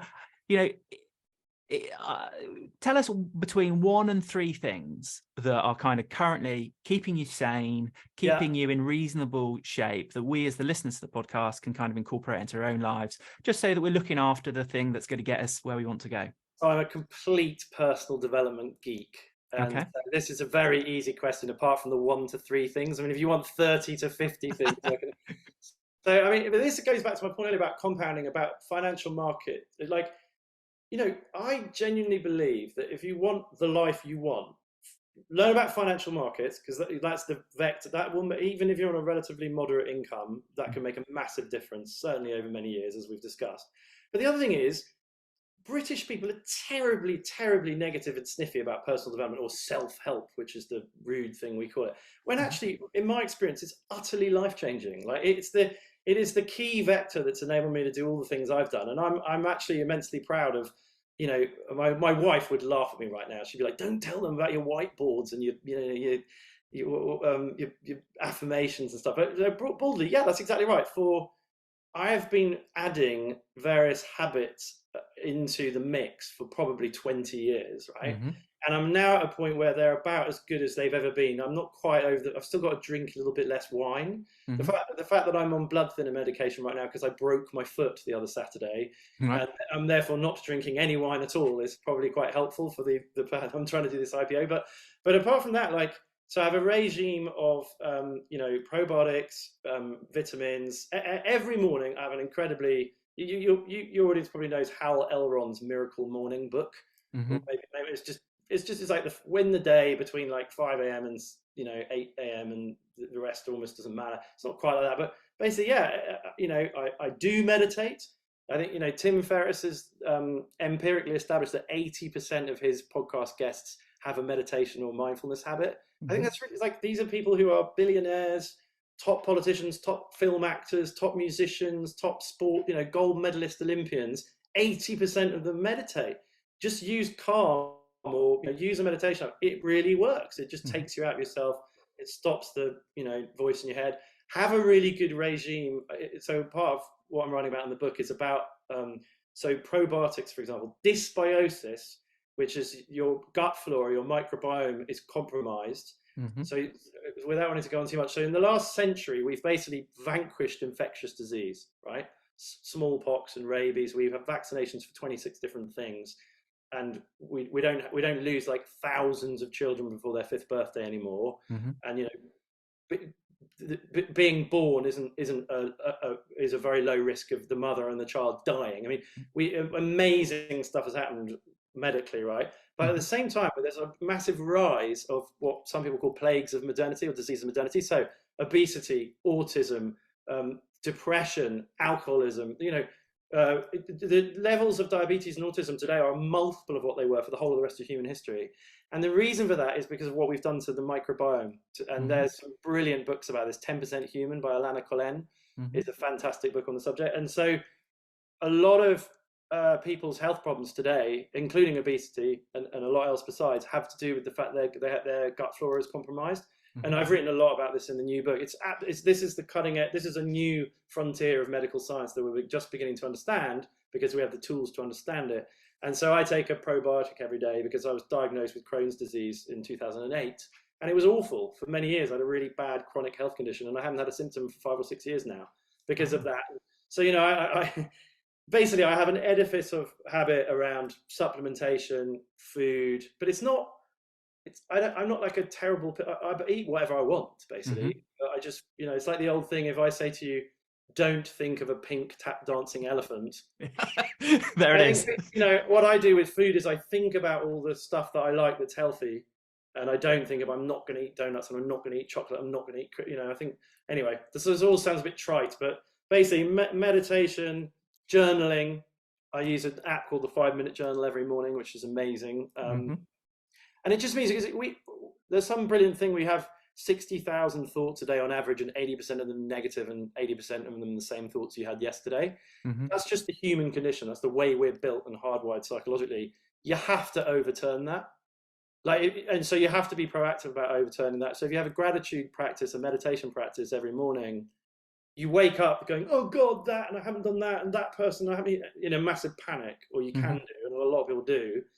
And the simple solution to that, to come out of that initial natural position to being positive and confident and happy is just to proactively have a daily habit which overturns that negative thinking. As Californian and ridiculous as that sounds, but it works for me. I couldn't do what I'm doing now without all that stuff. Yeah, not at all Californian or anything like that. This all makes perfectly good sense. So bring us to a conclusion then. So obviously people can tap into the resources of your 2 current books, and they're available on audio and Amazon, and probably from all good booksellers. So How to Own the World is the first place to go, and then Live on Less and Invest the Rest. You've got a 3rd book in the pipeline. Just tell us again the name of that book and where it will be found. Our Future is Biotech. Cool. And the other one is called Owning the World for Teens. Oh, fantastic. And they're both going to be out at some point next year. But I mean, the simplest thing to do is, so if you go to plainenglishfinance.com, plainenglishfinance.co.uk, you can put your name and your email address in. It's completely free to be on our email distribution list. And there's quite a few people on there now, as in, well, I won't say the number, it's indelicate, but a lot, it's been building over 10 years by word of mouth. But the most important thing to say about that is it's not a daily spam. Like, I only email every few weeks when I've got something to say. It's not one of those, oh God, I've subscribed to a newsletter and I have to delete it every day and delete it every day and delete. It's just when we have something meaningful to say, and people can see all the past articles in the opinion section of our website. So if you click on the opinion section of the website and you like the look of what's on there, then please sign up to the email. And that's we're on Twitter, I'm on LinkedIn, all that good stuff. But I think the email is the main vector, because I write a lot of long form stuff, and we send it out for free, and people say they like it. So I'm going to put that into the show notes, and I would say with absolute, I mean, I've waxed lyrical already. I'm going to say it, but though for about the 100th time. I mean, I really, really would urge anyone to seek out these books, because I think they can genuinely. It's just, and it is what it says on the tin. It's plain English, but it's really good common sense. It's really accessible to everybody. I would also say I would highly endorse going to the website and subscribing to the email address, if the email service, if nothing else, that it is a real rarity in this day and age to receive in your inbox a really positive email, an email which you click on it and you read it and you go, do you know what? Maybe the world is not terrible. Maybe it's not coming to an end. With evidence as well. That's why I spent the last year pouring through. I mean, I think I'm at 600 references in the book, in Our Future is Biotech Now, like academic papers and research, and then all the books as well. And it's like, I've been looking, you have to proactively look for it. And it sits in the realms of science and at the cutting edge of human endeavor, not on the front cover of any of the broadsheets or on webs or on Facebook, where everybody's just moaning and talking about Ukraine. But it's out there, and it is truly the biggest tragedy of our time that it's so weird if you actually think about it. We come home in the evening, we sit down, we turn on the television, and we watch really serious people in suits tell us the terrible things that happened in the world today. Like, why do we do that? It gives us such a full sense of the world, but we do. And so we try to be an antidote to that, because it's nonsense. You think the world is 99.9% bad, because 99.9% of news stories are bad, when actually 99.9% of human experience every day in the world is neutral to good. Absolutely. And let me just check. Is there anything else I want to? No. So that's it. So if you're interested in learning more, please go and head over to the website. The website will be in the show notes. Do seek out the books, and obviously, as Andrew has shared already, there's been a nice FT article actually on it. Do look out for what's going to develop in Andrew's ecosystem over the next weeks and months as things progress. Andrew, this is by far the longest podcast I've ever recorded, and for great reason. It's been an absolute pleasure to have you on. I really appreciate that. Now's a busy time for you, and you've spared us time. Thanks so much for coming on the podcast. Paul, thanks so much. Genuinely, it's always a massive honor to be on these things, and I hope people find it vaguely valuable and don't just think I'm some sort of awful right-wing libertarian. I'm not, I promise. I'm sure they won't. And so there you go, ladies and gentlemen. Thanks very much for listening to the podcast to discuss property, investing, resilience, all the things we've touched up on this podcast. Feel free to join me at the next Property and Investor Breakfast. The link is in the show notes. If you've enjoyed what you've heard today, and I really hope you have, please do subscribe and follow it. Give it a 5-star review if you really enjoyed it, and review the podcast if you can. It really helps people find the podcast, which is great. Please connect with me on social media. My links are below. Keep well, speak soon, and thanks very much indeed for listening to the podcast.